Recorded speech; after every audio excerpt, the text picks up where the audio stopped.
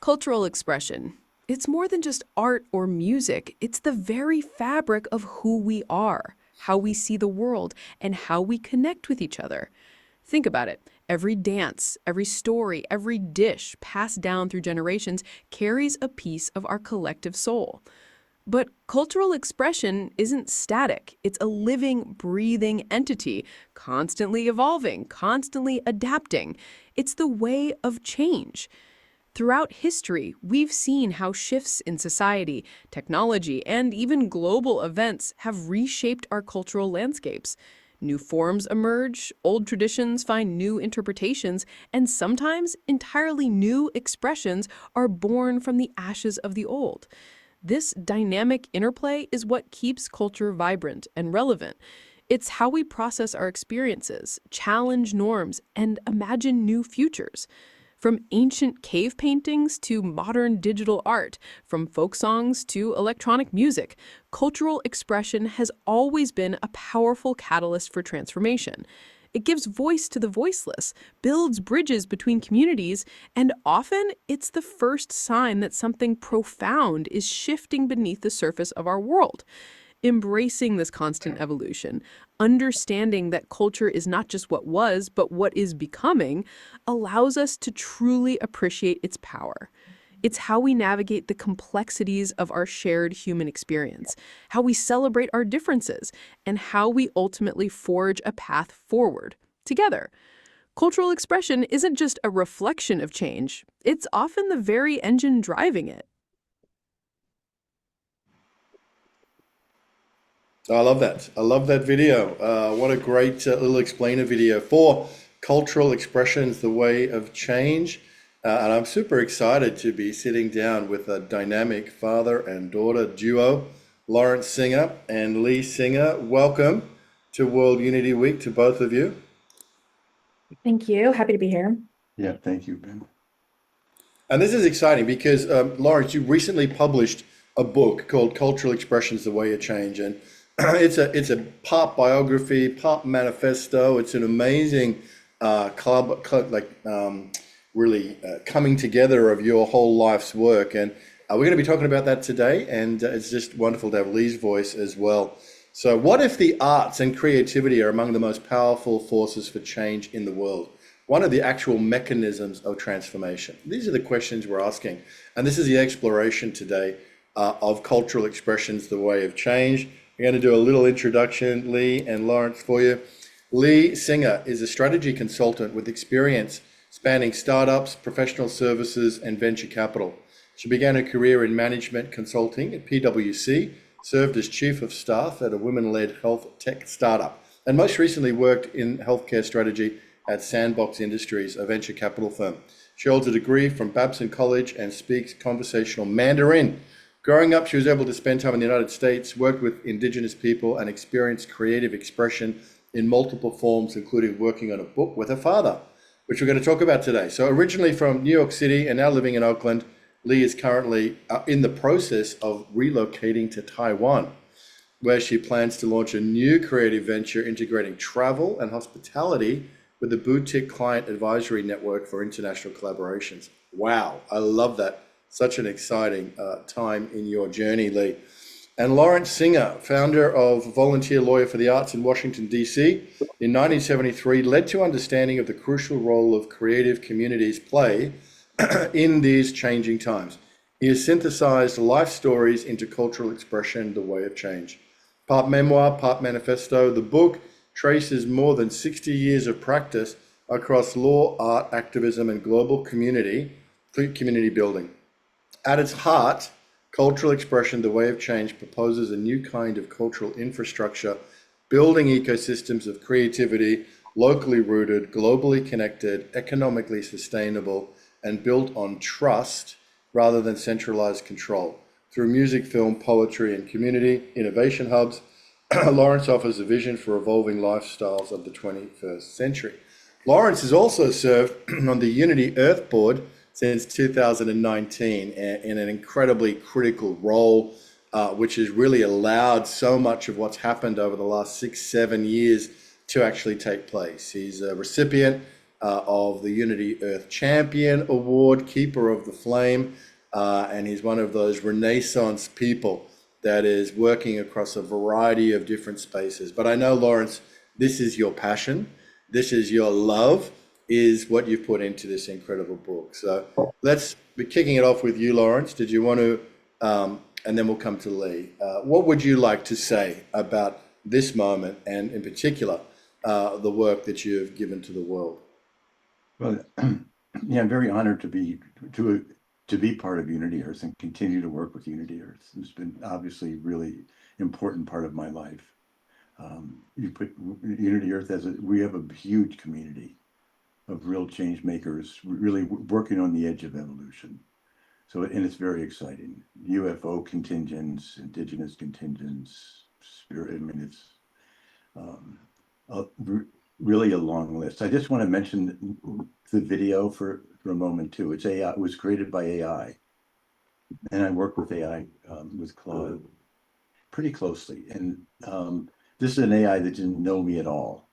And the prompt was cultural expression, the way of change. And the AI created the video and wrote the narrative. Mm.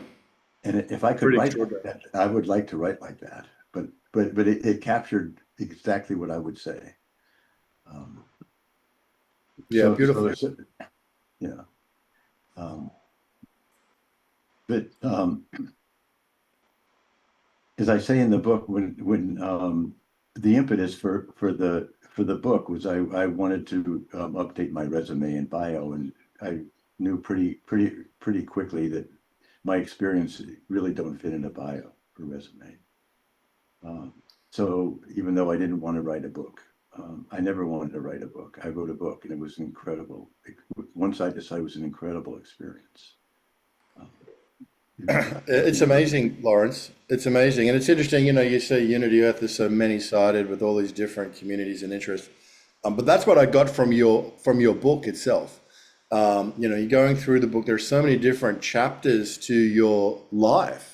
And, the interspiritual dimension of it, where you're exploring, whether it's Judaism or Zen Buddhism or the different spiritual traditions, and then of course culture and the arts, and then you're a lawyer as well. So I mean, I think that the many-sidedness is a feature of your life and your service, and maybe why you've been such an incredible fit, and for Unity Earth, such synergy over these years. Leigh, you got to work with your dad on this project, which I'm sure was an incredible journey. What would you like to say in terms of his story, his message, and your participation in it, and particularly around this publication? It's always great to work with him. I always learn a lot, and he's always, since I was a little kid, really given me the space to express myself fully and without reserve. And so we were able to have really good conversations around the book. I think one of the things you said when you were listing off the different spiritual traditions, one of my favorite parts of the book is, sorry, can you hear the rumbling behind me? No, not Okay. at all. Not at all. Okay, It's been perfect. cut out. Perfect. That's exactly what I wanted to hear. One of the spiritual traditions is dance. That I think was one of my favorite through lines of the book, is that how much the arts and for him dance specifically has been around in his life. And of course I knew that. But I think like finding those lines through the book was a really powerful moment for me. And I think for him as well, to think, okay, well, I'm doing all of these things now at this age. Where do we think it came from? And what were the themes that I wasn't even aware of as I look back and look at these things, and I think dance, cultural expression, all of that came through, and I think it's one of the big reasons why there's this focus on it now. So a well-rounded, really creative experience for the both of us. And it brings people together. I mean, that's what brings people together. Leigh, do you want to talk about Lawrence, Kansas? Yeah. Oh, the World Cup. Yeah. My dad and I have been sharing a lot of content of the World Cup. So Lawrence, Kansas is hosting the Algerian team, and they have learned Algerian and learned Algerian history and hung flags outside of their home. Boston is now becoming a sister city to Glasgow because they've loved the Scottish people there for so much. And Boston ran out of beer. They ran out of beer. And they Yeah. blamed it on And I, Scotland. They blamed it on Scotland. I lived in Boston for quite a few years, and there is such a rich culture there. And to see them fall in love with another very rich culture, also with a lot of beer, that was really lovely to see. I think like there are a lot of these things that my dad and I talk about often, where cultural expression, whether it's sports or dance or art or the written word or poetry, we can talk about slam poetry, is really what connects the world and keeps us moving forward. So yeah, the World Cup recently has been our big topic of choice. Well, I think it's a great example. You know, it happens every 4 years, and I know people sometimes get concerned about the commercialization of the Olympics, but the Olympics also, happen every 4 years. But it's wonderful, isn't it, to see all the different nations of the earth coming together in a location and celebrate, the festival of sport, even though maybe sport's not everyone's cup of tea. But what it does do is it allows the identities to intermingle in a really positive and respectful way. And I think you're right. Sport, arts, music, culture, spirituality, all these things we could do more of it, I think, as a planet. I think we could do a lot more of it. And I really think that this is your message, Lawrence, is that cultural expressions is beyond just manifesto or memoir. It's a theory of change. It's about how culture can be utilized, leveraged, embraced to another level, to a higher level, to a bigger level, to help be a pathway to peace and help be a pathway to a better, more flourishing, more vibrant planet. And I think that's a very It's powerful essential. It's message coming. essential. It's essential to what we're doing. It can't happen without it. Yes, I have put the link to where people can actually get to get the book, and Oh, I'll good. just Thank bring it up for a few minutes here. So it's there. There may be other platforms you want people to go to, but this was the one I found quickest, of course. But you. this is, There's a paperback and an ebook. This is Oh, yeah. this is Australia. You're looking at Australia, right? Well, yeah. This is just what I get in Australia. Yeah, So yeah, maybe you want to yeah. share. But if people Google it or if they look it up or search for it, you'll I can find it. put a link in the chat too. Okay, yeah, thank you, Lawrence. Thank you. And let me let me take a moment to read one of the reviews because I think it helps summarize the importance of this work. Cultural Expression: The Way of Change by Lawrence Singer with Leigh Singer.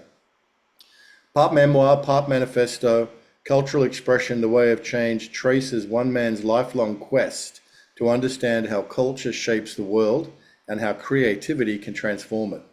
From studying the cultural mechanisms of mass movements under legendary historian George Moses, to founding Rhythms of the Globe, to working in Africa, the United Nations, dance studios, poetry clubs, and ayahuasca ceremonies, Lawrence Singer weaves a deeply personal, non-linear story of discovery. Along the way, he explores generational trauma, religion, music, AI, activism, and the emergent flow of creativity that connects them all. At its heart, this book proposes a new kind of cultural infrastructure, locally rooted, globally connected, economically sustainable, and built on trust rather than centralized control.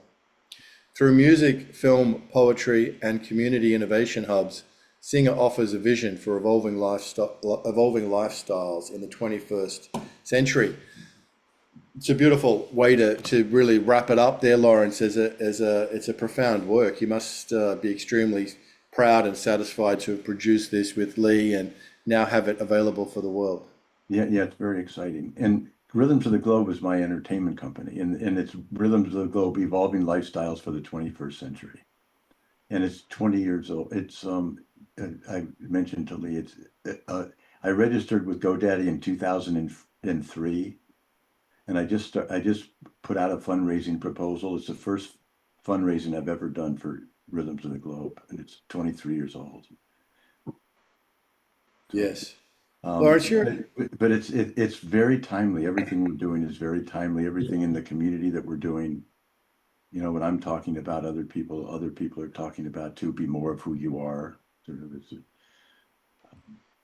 yes, absolutely. And I know that there are a lot of people here who share your passion. I know we've got Kari here from the Hague Centre.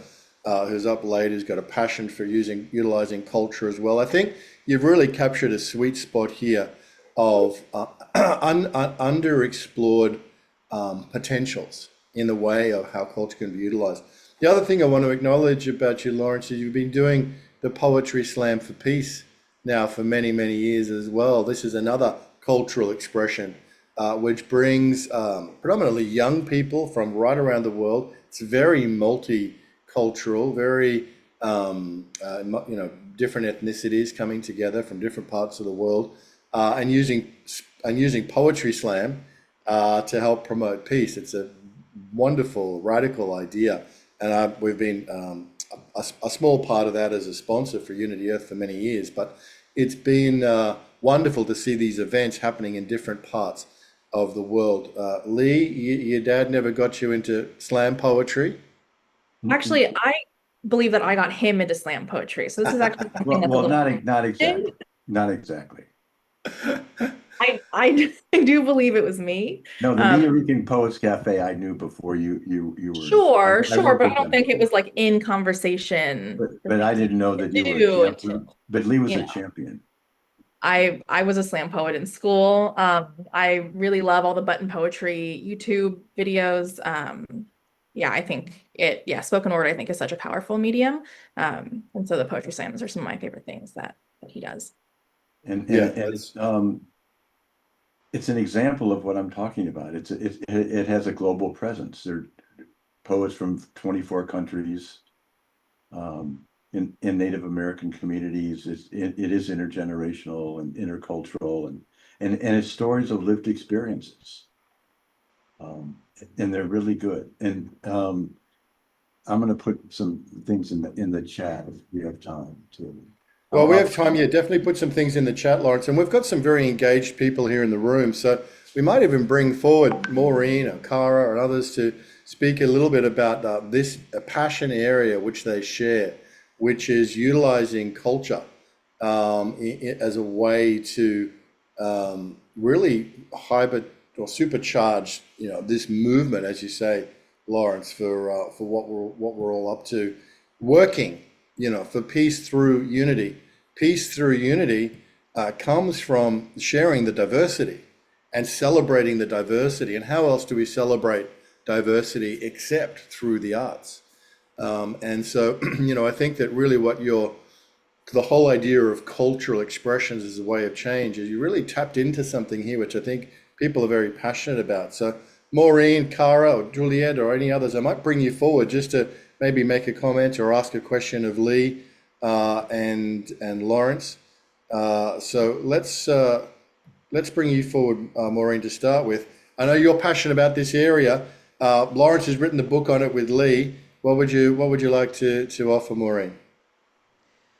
Well, I do believe, and I've heard for some years now, that we've had all the intellectual understandings, the links between science and spirituality, and access to our greater potential, and yet we know it's through the heart. And as we, come into community from all different cultures from everywhere in the world on Unity Earth, it is quite a feast of different cultures, and the way forward is through the creative arts, because at the very core of our being, we are creative. We are inspired and inspiring, and this is where we make the difference. And so I love it that the work that I facilitate helps people access their own unique ways of cultural background, understandings, and meanings that are fulfilling to each individual, that in this somewhat homogenized world, where you can go to any city in the world pretty much and it looks the same, where has all the culture gone? Where has all the culture gone? And to really, facilitate the revival of the uniqueness of each of our creative souls, and dance together. Lawrence, you're a master dancer for many years, and I feel blessed to have known Lawrence for several years. And it's just so beautiful And so I love, that my work addresses the potential of each individual's own pathway, and clears all of the collective buildup of needing to be the same, so that we can emerge with our unique gifts to really Yep. contribute to the planet. So, yeah, I just love Lawrence's work, and it's so lovely to see you, Leigh. It's just really a blessing to have you doing what you're doing in the world.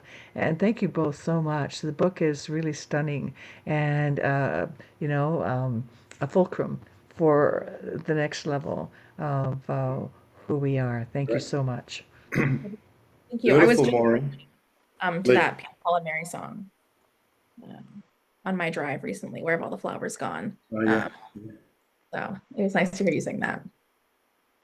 Well, it's quite relevant, isn't it? Because the homogenization of commercialization of Starbucks culture.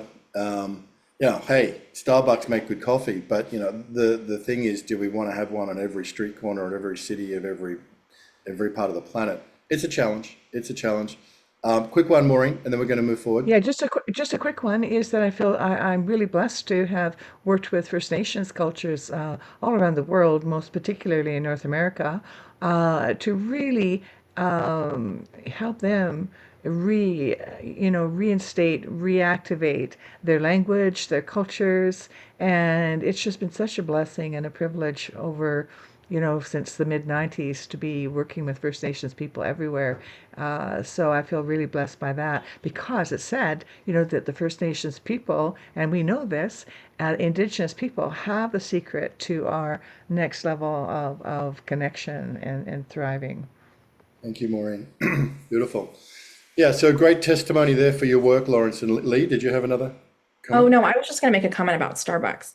Um, Yeah, if I could go sure. back to that. But I actually, to Maureen, to your point about First Nations people, I'm really excited to learn more about the indigenous Taiwanese population.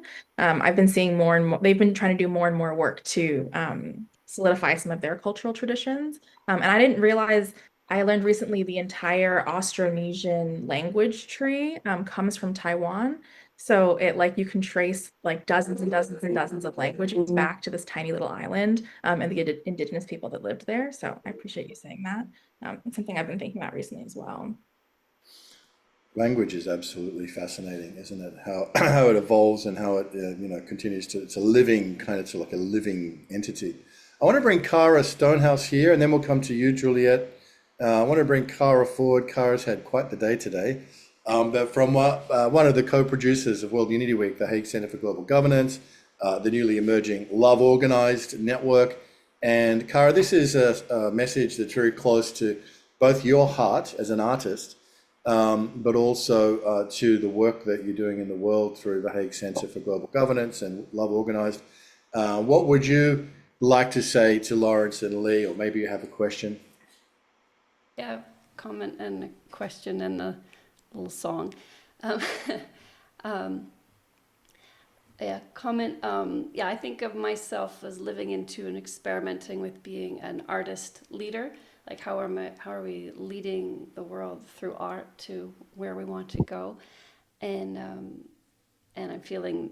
And one of the times I cried today was tuning in with that spirit of love organized, and we were saying how's tuning in about the branding and the art that I'd done for the branding, and this message is just like, yes, like do that more, and that just like psh, like art energy like flowing through, like you go, and and I feel, and I've always been sort of thinking and reading and feeling how, because with the Hague Center for Global Governance, how when you put art and governance together, it's a really powerful force. It's been used as a really powerful force for evil in propaganda, in wars, and that sort of thing. And so I'd like to see it, and with Christianity, really strong art and Christianity go together to tell those stories, to change the world and really change worldviews and really motivate and people en masse. And so I'm curious to hear from you how you can see art being this force for good transformation, for the worldview transformation, with art and governance as a collaborative. And I think sounds like you've researched some of that through time, from looking at the front of your book. And there's one more little thing I want to share before you answer the question. Is I was when the song idea came up, I was lamenting a little bit about the AI and art, and was coming to my heart was the sound of silence, and I was just like, oh wow, that song's really come true. Like, people writing without thinking, artists creating without feeling, and the words of the prophets were written by the LLMs. What the hell? Can we listen to the sound of silence? Yeah. So anything you want to bounce off of that? Lawrence, art is a force for good. Let's hear from you, and then we'll get Leigh's take on it. Well, art is a force for good. I'm producing a movie in Ghana. I've been going to Africa since 1980, and I've been many times to Ghana. And my the experience Laurie had was really interesting that I heard yesterday. My experience was a little bit different because I was really involved in the culture and with the music. Just speak up a little bit, Lawrence, if you could. Okay. And That's all right. the movie is to show Africa in ways that people don't know. There's no violence, no corruption, no disease, and no elephants. It's a romantic comedy, present day Ghana, vehicle for music. The West African music is amazing, which I think many people know by now. And it's a romantic comedy. So it's a musical set in Ghana. Set in Ghana. Well, it's like the harder they come, Saturday Night Fever, that kind of, it's a vehicle for a new genre of music. Has it been made? It's being made. It's being made. Well, yeah, we're in pre-production. Yeah. Right now. Great. No, Love we it. have and the director is Ghanaian, and a very well-known director. He studied with them Benders and in Germany. What's the name of the movie, Lawrence? Aquaba, it means welcome. Aquaba. All Yeah, right. on the Cool. Rhythms of the Globe website. I'll put in a link to that. Let's get the link to that. That sounds amazing. And Leigh, what would be your response to Kara's probing question? Yeah, two little things. One, I think when my dad talks about romantic comedies, I think we forget the vehicle that a lot of this art can be when it comes to disseminating cultural expression, ways of thinking. We think of a romantic comedy as like a fun musical, there's the same conflict, whatever. But I think when you think about it in the ways of how it can engage people, and there is a lot of research on that, which my dad has done as well. So I think that's one of the most exciting things about Aquaba is that the movie can be so many different things and can represent so much. And Cara, to your point, is made with real people. My dad and I talk a lot about AI. We talked a lot about AI the entire time we wrote the book. We got into a big heated discussion about AI when we talked about the book cover. I mean, we've really gone back and forth. And I think that to use it as a tool, to use it as a way to reflect ourselves and learn more about ourselves, they say all of human knowledge is on this one online platform, why wouldn't you interact with it? But also really understanding the limitations. And that's something that we're still learning. That's something I believe there needs to be governmental governance around. But my dad and I talk all the time about how can we use AI? How can we use these business models that he's talking about to protect artists, to give them revenue share in places where they wouldn't have it before. And if we're really building these systems from the ground up with the arts in mind, how would we build these systems so that we can use the tools that are going to be there? We'll never be able to stop people from using AI, but how can we really protect the arts and support our artists? And that's something we talk about all the time. And the local companies and Rhythms of the Globe companies around the world, it's not a franchise, so it's not centrally controlled, it's licensed. Yep. And so there's a lot of trust that goes into this, that has to go Like into hubs, Lawrence. Well, Yep. yeah, but the creativity is local, and it has a connection with a global infrastructure, a global ecosystem. There's a really profound spiritual dimension to this too, isn't there? Because artists and musicians and creators so often, kind of talk about being channels for bringing through inspiration. I recently heard a term, perhaps others have heard it, perhaps not, but with the creation of AI music, I heard a musician refer to them as pseudo songs. And I thought, yeah, that's probably the right name for them, because the blood, sweat, and tears that goes into the creative process, like you said in your little beautiful earlier Sound of Silence, Cara, but what it takes to create a piece of music, the melody, the rhythm, the bridge, the lyrics, the whole thing. I mean, it's such a birthing process, and like somebody can get something kind of with a push of a button. There has to be a distinction in that category. And I think the thing is that maybe while the synthesis kind of feels like it's almost the real thing, I think the fact that it's missing the soul, codes of the soul that are embedded and imbued in a song, like the sounds of silence, which becomes like a prophetic thing for our times. I mean, that's just, we're going to be missing out on that. So I do think we need to put it in a different category, and pseudo song is probably the right term for it. Well, there's a certain point in using AI as a lawyer. I use it, it's Yeah, helpful. There's a certain point where you have to be a lawyer. You have to be a human yeah, to really, yeah. otherwise, I mean, it's a, What percentage of Lawrence Singer is the lawyer part? well, I only, I graduated from Georgetown Law School in 1969, so I guess it's a pretty big part. No, it's Uh, the answer is 100%, but you're 100% a dancer and 100% an author and 100% a Yeah. creator and a yeah, visionary and their everything lived else. experiences, that's what people are interested. To get the word out, it's shared values. It's Yep. not the traditional demographics, not white males, 18 to 35, 13-year-old girls. It's people with shared values, and they're everywhere, all over the world. And They are. they're waiting They're for, even they're even in Ireland, and I'm going to bring Juliet up now here from Cork, County Cork. Hi, Juliet. Thanks for being with us. So you have a question or a comment for Leigh and Lawrence? Yes, I think it's very exciting to hear about your book. And I think culture is very dear to my heart, having lived with many different peoples. And it's a big thing right now in Ireland as well, because the language holds the culture so much. And any place you go, the vocabulary and the lexicon express the values of the people. And when you change it to another language, your thinking changes because your values are different, the words are different. And I think being able to, just the title was, it really captures me.